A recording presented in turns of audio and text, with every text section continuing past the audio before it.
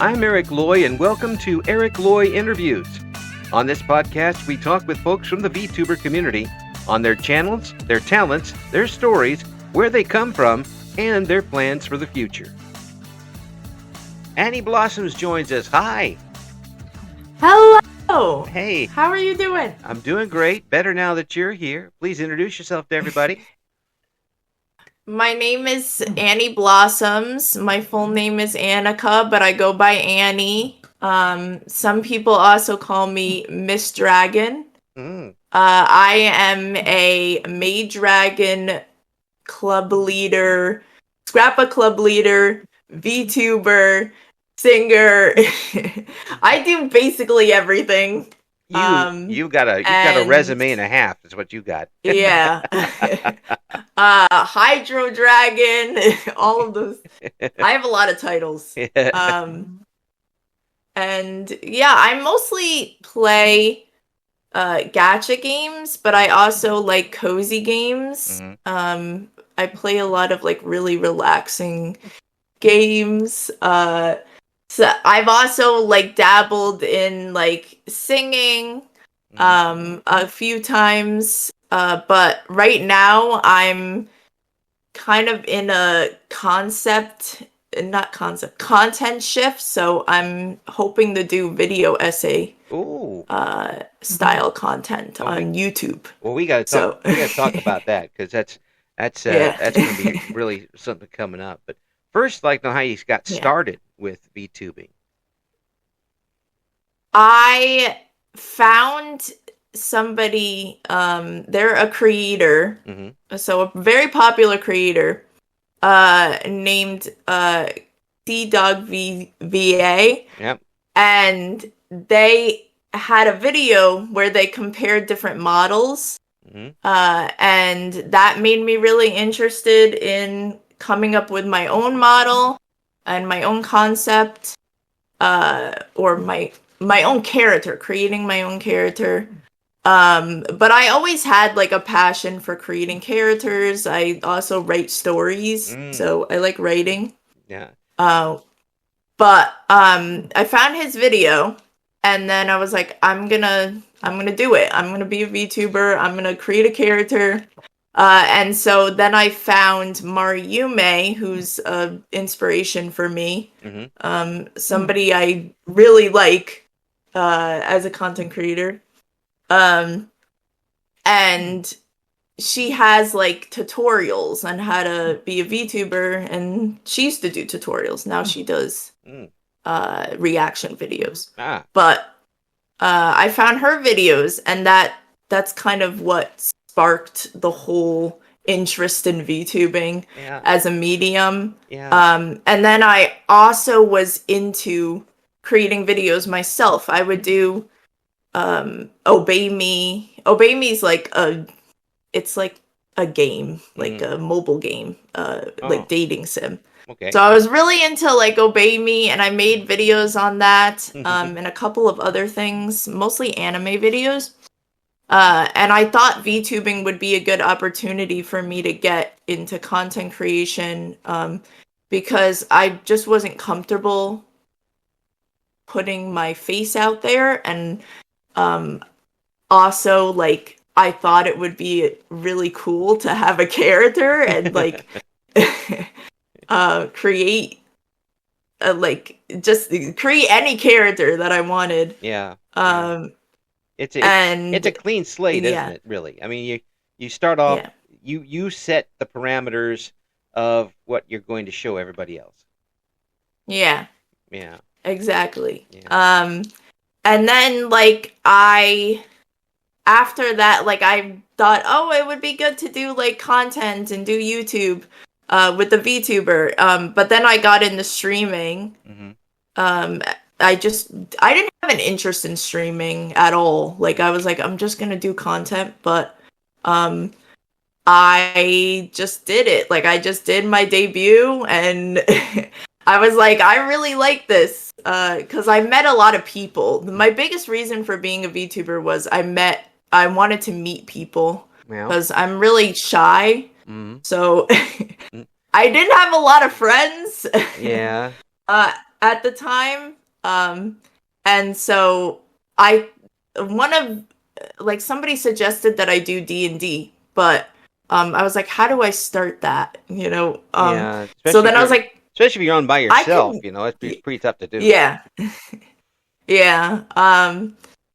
It is a little bit of a learning curve, but I was like, maybe I could get into gaming.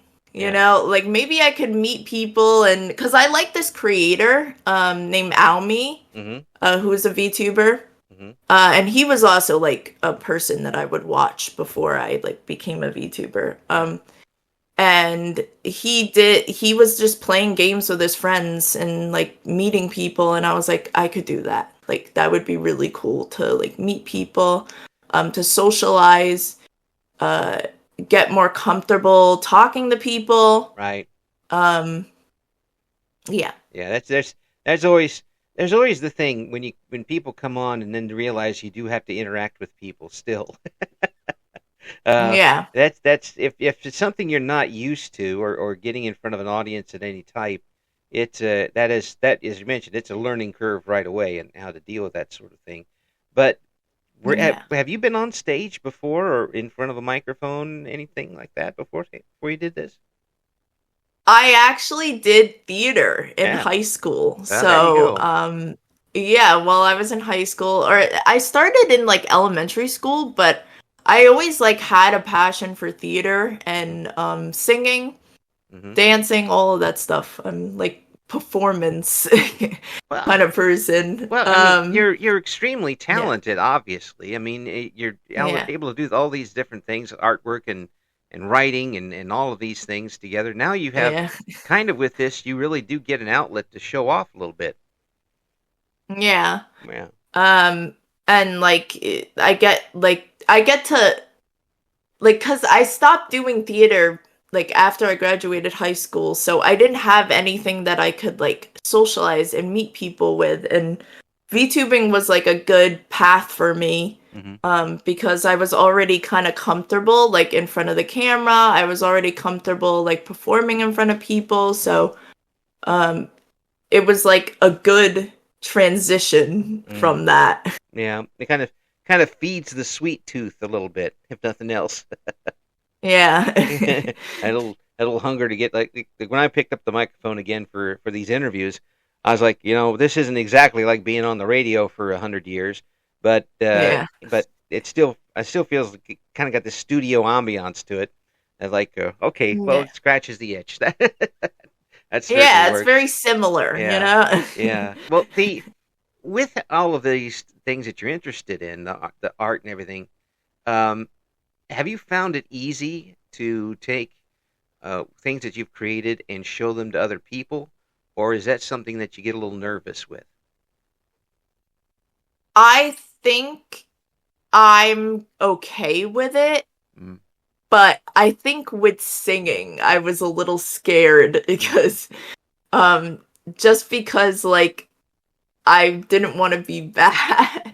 Um like I had to practice a little bit more and like get comfortable. Mm, But for the most part, like I don't get nervous when I show people things. yeah. Like maybe when I show people videos of me like singing or something like that, like I get a little embarrassed, but um I think I've gotten like used to it now at this point.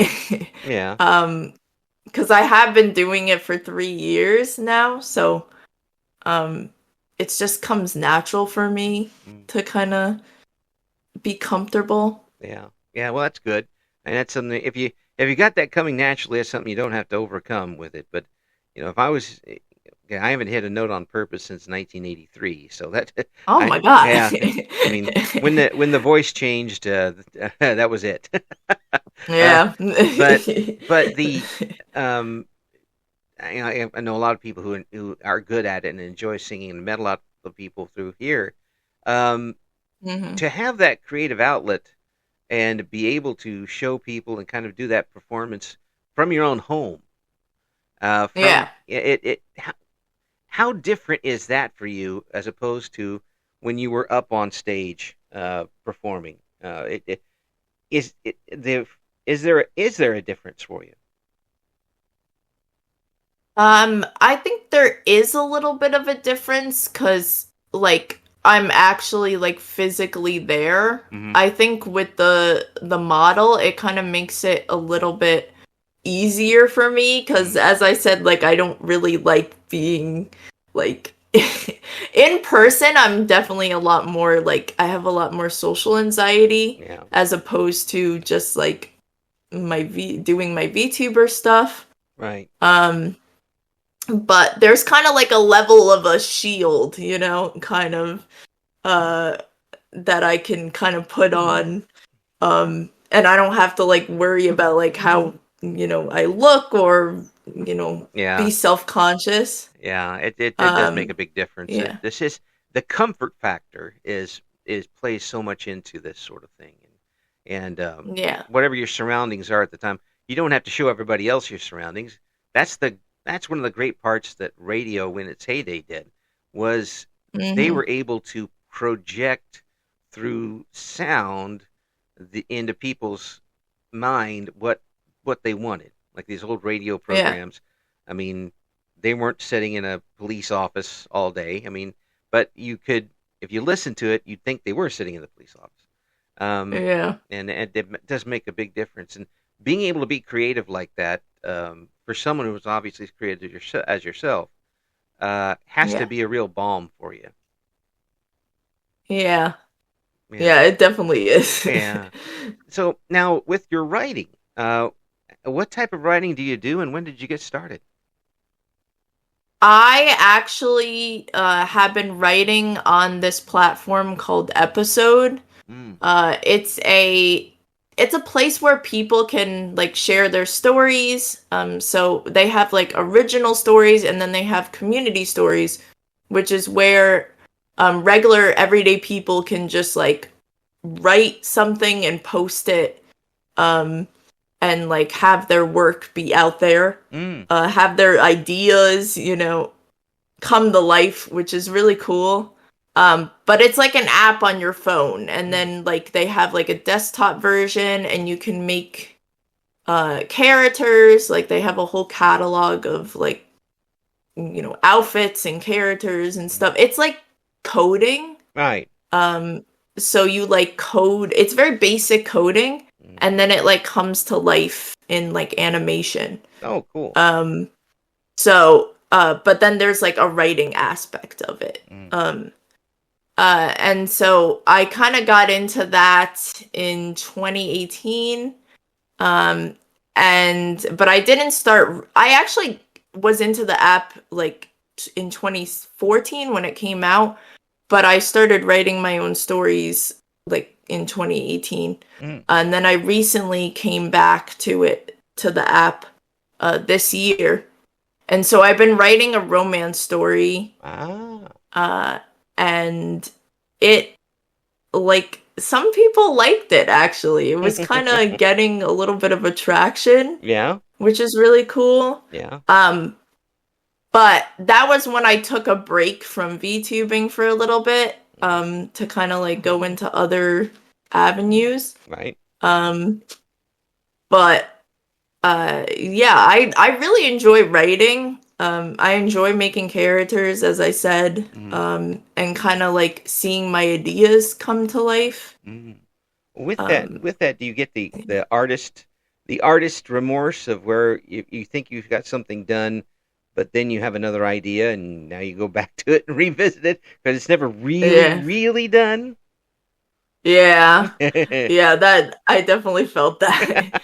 Because I created another story and then in 2018, and then I was like, okay, I don't really resonate with this anymore, and I'm just gonna create a completely new story. And like see where it goes. Yeah. And it's just kind of like a side thing that I do with VTubing now. Yeah. Well, so. I mean, with that and with, you know, getting into gaming a little bit and doing some art along the side, have you thought about putting together your own video game idea?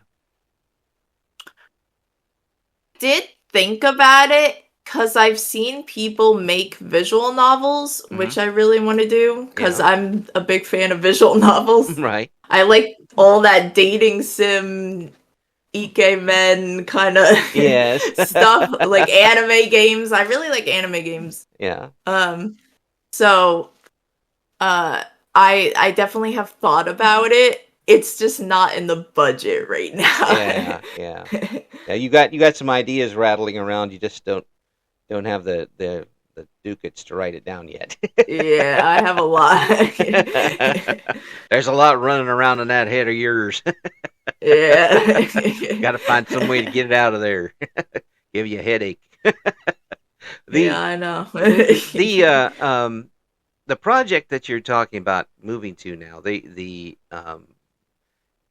YouTube, the pre-recorded type of things, I imagine. Yeah.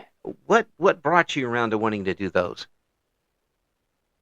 I really love watching video essays on YouTube. Mm-hmm. I'm really into that kind of content. I like when people. So there's this creator called Cruel World Happy Mind, okay. And she makes a lot of videos on like scams and like, you know, in like just kind of exposing like the kind of like ugly side of like influencers and right. Public figures.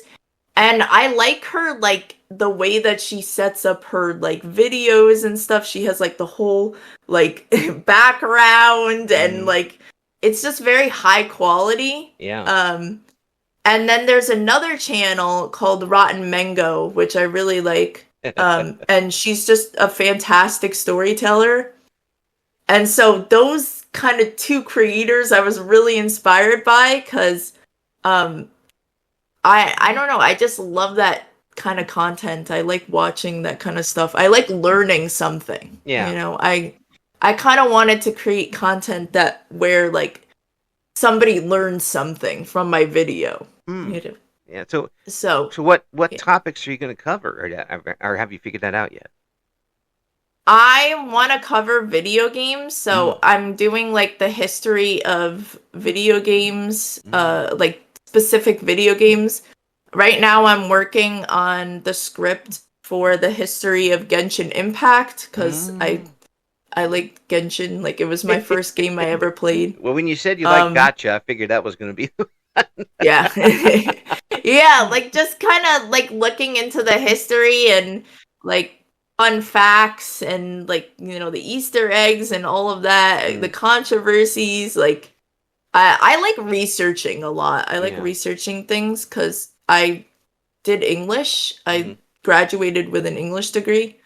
So I'm really into like writing, as I said, and like researching and like all of that stuff. When I was in school, I went to school for radio announcing, and and that's generally an English department. I mean, but I always had a math background, and and I always liked having questions that had answers.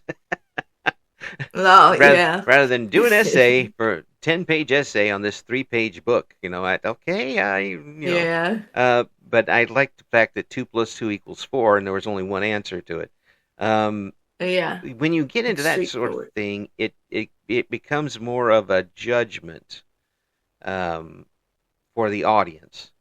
Does that affect you at times when you take a look at that and like, well, I really like this, but maybe my audience might not?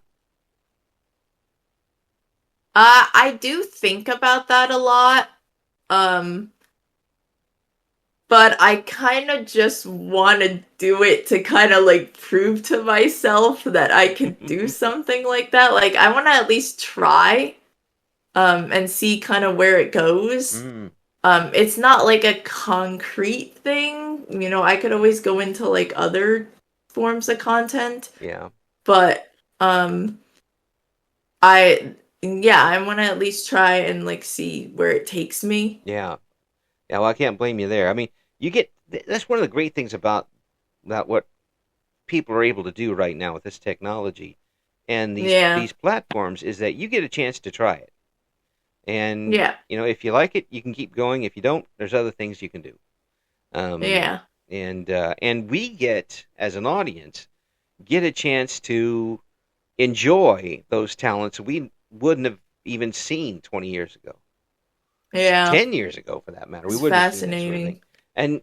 And when you've gone on, has it sunk in that your potential audience is the entire planet, basically? Yeah. That's crazy. That's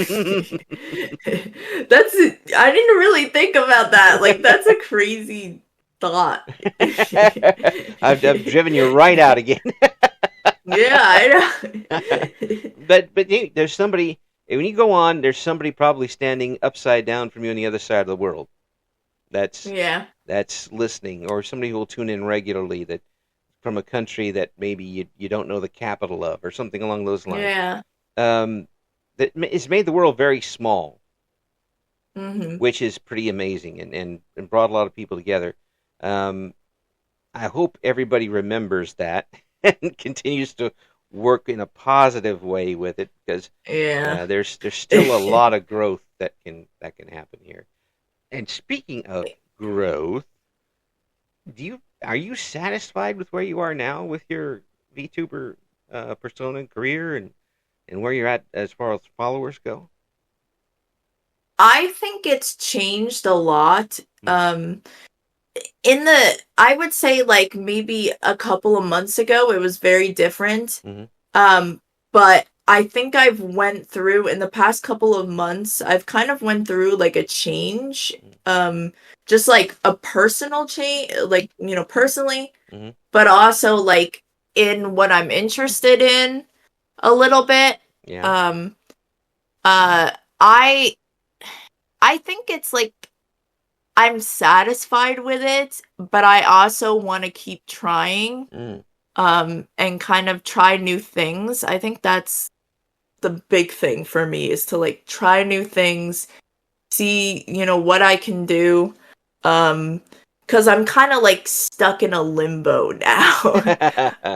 A little bit. Yeah, yeah. But I think I just enjoy like meeting people. I think that's really kind of where I'm at now. Like I just want to meet people.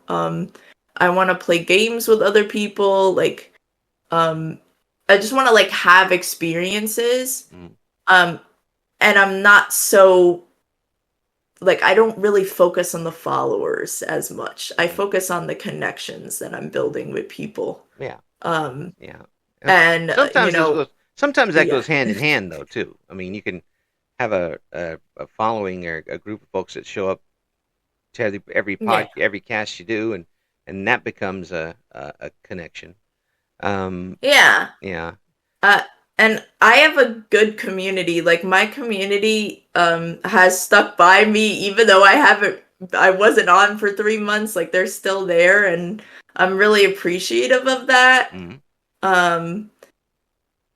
So yeah, I do like my community. Yeah. And the connections I built. Well, you've also, I mean, you've graduated to all of the almost all of the ways that you can put content out there, right?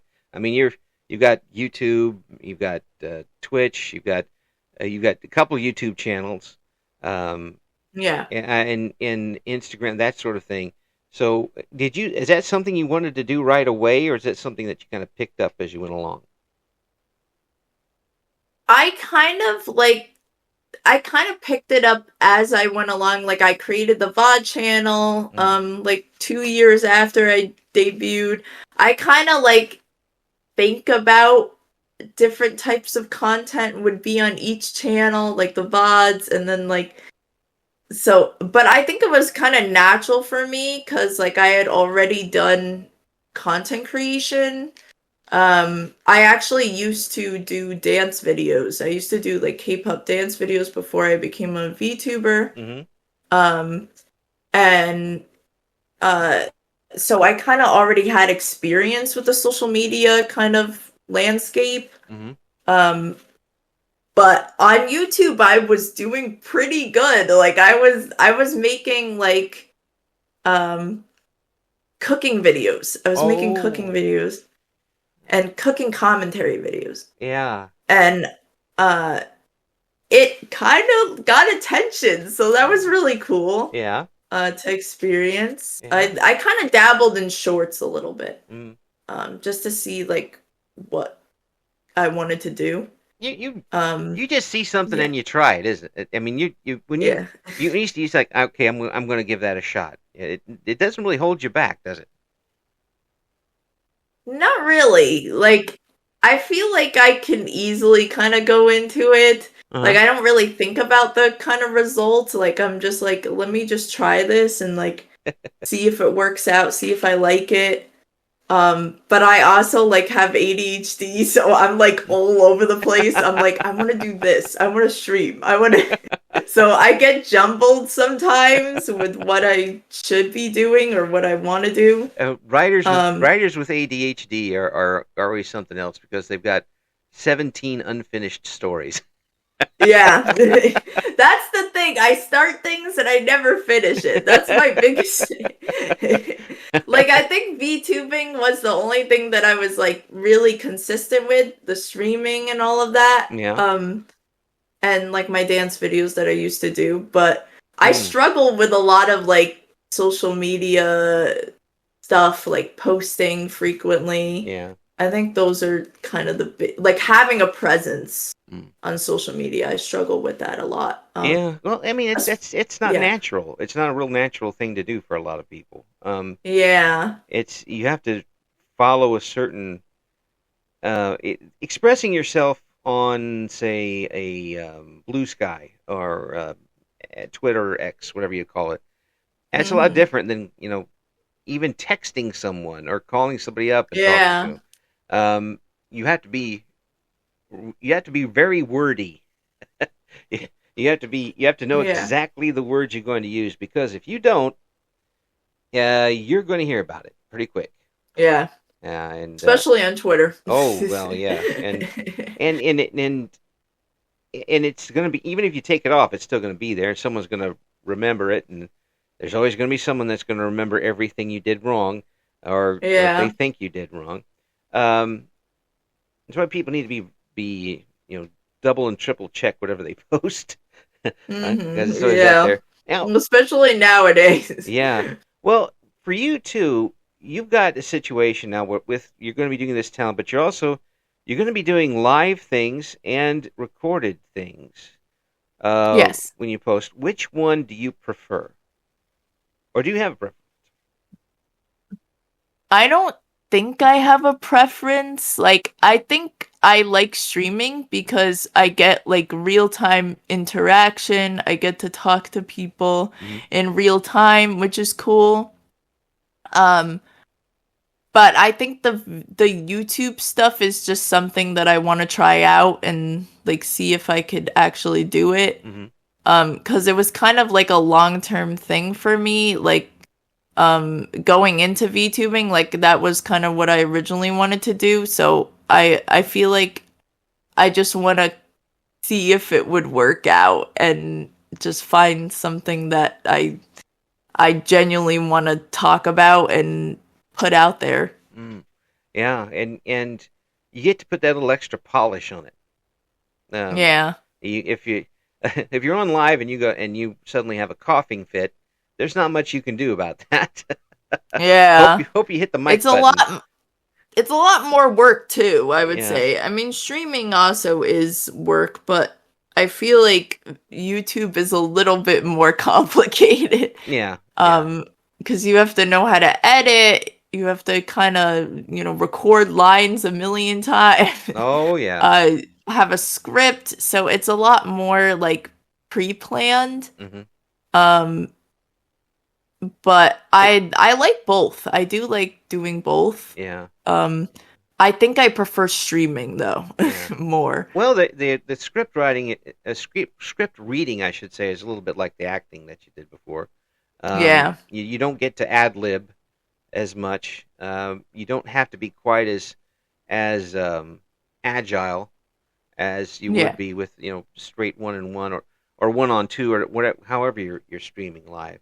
Yeah. And you can always go back and fix if you make a reference that suddenly goes out of style as you're talking about it. You can go back and knock that thing out and no one knows the difference but you and your recycle bin on the computer. But Yeah. it does make a difference that way, and you get put more polish. But there's something too about having that live experience that makes it a little more personal. Yeah. I think it is different a lot. Yeah. Because you could kind of be more relaxed on stream and like just have a conversation, whereas like having a script, it's more structured. And yeah, I think that's kind of the difference for me. Yeah. When I was doing commercials on the radio, we had these scripts all the time. Some of them were just god awful scripts. Oh no. You got people who are used to selling things to people, trying to write a radio script, and you get some of the worst stuff that you'd ever imagine. Oh But my god. again, if it's approved by the advertiser, you pretty much have to do what they say, even with the grammatical errors and all that stuff.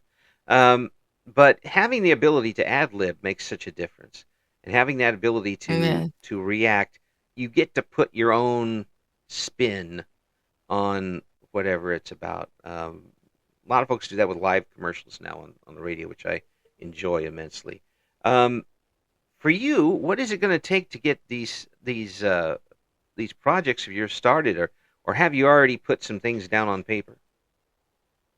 I have a full script written. Ooh. But the recording is the thing that is kind of like, that's the thing that's kind of holding me up. Just because like I want it to sound natural. And so I kind of have to, I also have to like go through the script and make sure everything's correct and fact check. Right. But yeah, the recording is it takes a very long time. Yeah. Especially if you have a long script. Yeah. It does take you a long time, and thankfully we do have the recording to the computer that we did not have in the 80s. Yeah. Because it was a lot worse then. I mean, when we edited audio in the 80s, it was literally with a razor blade and tape. Oh my god, wow. Yeah, and that's basically what it was. You literally cut the audio tape. Wow. To do it, otherwise it just wasn't going to sound right. And then if you messed that up, well, you just recorded the whole thing again. That's wow. the only thing you were able to do. And nowadays, I'm running Audacity now, and I done this enough now. Every time I go, I can see what the shape is, and I can take it out if I want to. Yeah. Yeah, that's another thing too, like editing out the and I'm very precise because I try to do it in like one go. Yeah. And not have any like uhs or yeah. And yeah. Well, I lean on a lot of things like that as a crutch, but I'm always trying to do things like these interviews. I try to be as conversational as possible and make it a comfortable situation where is that what you're going to go for with your essays, your video essays? Is it going to be a lecture type thing? Is it going to be a sitting with a friend talking about it type of thing? How are you going to approach it as far as the audio goes?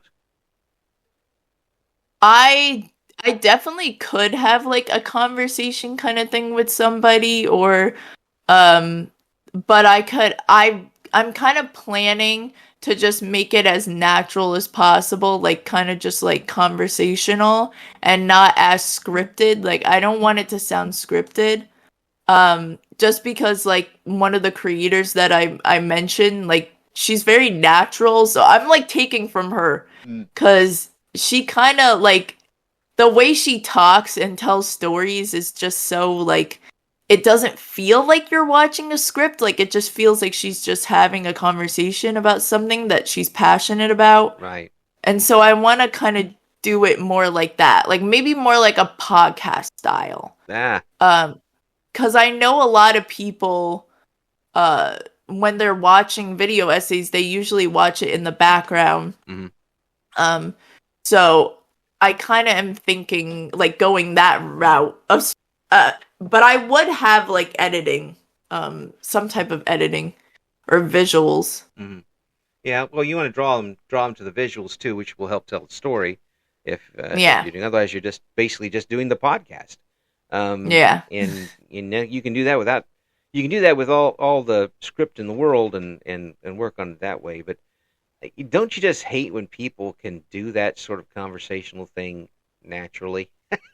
Yeah. It just drives you Especially crazy. like I don't know how it's crazy because that creator, like, I don't know how she just like records and then it like has no cuts. Like it has, she just like remembers the cases because she talks about true crime. Mm-hmm. And like, crime related stuff, and she just memorizes these cases and then just can tell the story in such detail, and I'm like, I wish I could do that.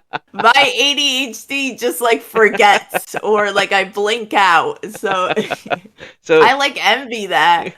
so what I'm expecting in your first video essay to come out is to have 4 different topics. Yeah, Go pretty much. part way in, and then the ADHD kicks in, and you go to a different topic. Hmm. Today we're talking about this and this and this and this and this, but just parts. But has this experience of being online helped you in offline dealing with people? I think it's definitely helped me get more comfortable talking to people. Mm-hmm. Especially on like VC. I remember when I first like became a VTuber, I was very shy. Like I got like really nervous to be in a voice channel, Yeah. or just be on VC. It just wasn't like a natural thing that I was used to. Right. So it yeah, it just It was is just like it it's a wasn't little more it's a little tough. easier now. Yeah, it's you get a little more comfortable with the chair, but it's still still got a couple of splinters in it. Yeah. Yeah, it's very unnatural for me too to jump into a video conversation or a like even on Discord or something if somebody else is doing it. Yeah. Like it's an open thing. You're like, oh, well, I'm joining in the middle. I don't. Yeah. Don't know if I'm really invited or not, and that type of thing. Just the last thing I want to be is a nuisance. Yeah. And Yeah, I think that's like the anxiety of going in a voice call, like especially on a server, like it is scary. mm, But also like I have a thing where I can't say bye. Like I can't say goodbye. Like I get so nervous because I don't want to like interrupt they'll be like in the middle of a conversation and I don't want to like interrupt them. yeah, So yeah. I'm like, should I just get off? Like, should I just say bye in the chat? Like, Just a buy click. It's really that's you're just too polite. That's all there is to it. You need to get yeah. meaner. Yeah, I know. Yeah, just I've been starting to get a little bit. It's a worry. I'm working on it. that's not good to get a dragon mean, folks. Yeah, it That's is. It's not good. that's when they start calling you Miss Dragon, right? That's when the mean. Yeah, they call me Miss Dragon. when the mean comes out. So, have you got anything? The essays are coming along. We're going to see that soon. Have you got anything else big coming up for your channel that you got planned? I really want to do a singing video. I think that's like a long time coming for me.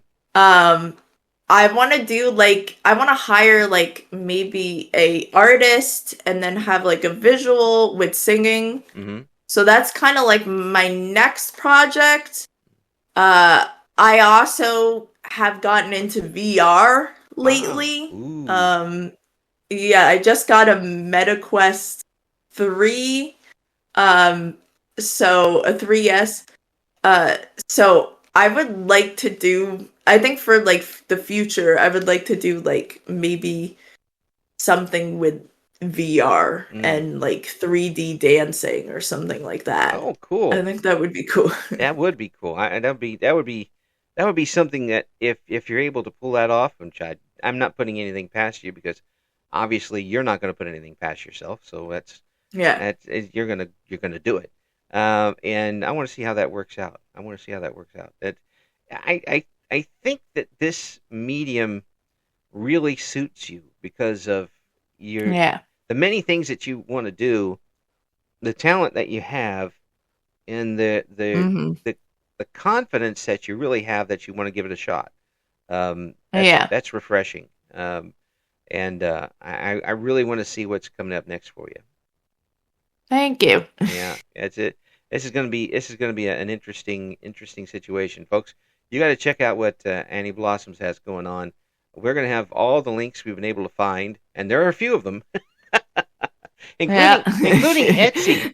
We haven't even talked about the Etsy shop. What can people find there on Etsy? I make digital stationery stuff like calendars. I'm planning on making digital stickers. So yeah, you can support me on there if you want to. There's no pressure. No pressure. Yeah. He says as he puts his thumb on the forehead. No pressure. Yeah, it's just another way for people to support me. Yeah. Yeah. Well, we've got the link to it in the description for the video here, along with all the other things you can check out, see what AniBlossoms got going on. Thank you. You're an absolute delight to talk to, and I hope we get things going again. When you do get that song recorded, you got to let me know, because we're going to be doing a music special later this year, and I want to get get all our guests' music up on there. It reminds me of my very old DJ days back in the 1800s. Folks, check out, see what AniBlossoms got going on. Thank you so much for coming on. I do appreciate it. You're welcome. Thank you for having me. Thank you for listening to Eric Loy Interviews. Join us again next time when we talk to another member of the always interesting VTuber community.